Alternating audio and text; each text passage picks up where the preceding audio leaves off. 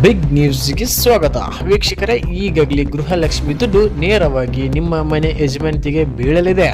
ಹೌದು, 2 ತಿಂಗಳವಾಯಿತು, ₹1 ಕೂಡ ಜಮಾ ಆಗಿದ್ದಿಲ್ಲ.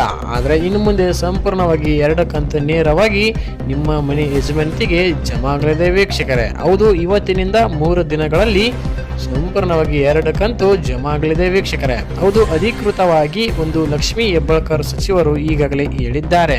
ಅಂದರೆ SC/ST ಹೊರತುಪಡಿಸಿ, ಅಂದರೆ SC/ST ಅವರಿಗೆ ಈಗಾಗಲೇ ಸಂಪೂರ್ಣವಾಗಿ ಕಂತು ಜಮಾ ಆಗಿದೆ.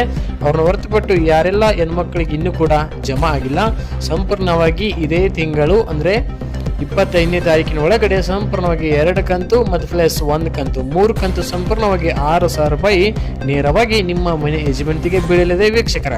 ತಕ್ಷಣವೇ ನಿಮ್ಮ ಹತ್ರ ಇರುವಂತಹ ಬ್ಯಾಂಕಿಗೆ ಹೋಗಿ ಬ್ಯಾಂಕ್ನಲ್ಲಿ ಚೆಕ್ ಮಾಡಿಸ್ಕೊಳ್ಳಿ ಒಂದೇದು. ಮತ್ತು ಅದೇ ರೀತಿ ಬ್ಯಾಂಕ್ನಲ್ಲಿ ಹೆಸರು ಬೇರೆ, ಆಧಾರ್ ಕಾರ್ಡ್ನಲ್ಲಿ ಹೆಸರು ಬೇರೆ, ಅಂದರೆ ಕೆಲವು ಜನಕ್ಕೆ ಇನ್ನೂ ಕೂಡ 1 ಕಂತು ಕೂಡ ಜಮಾ ಆಗಿಲ್ಲ.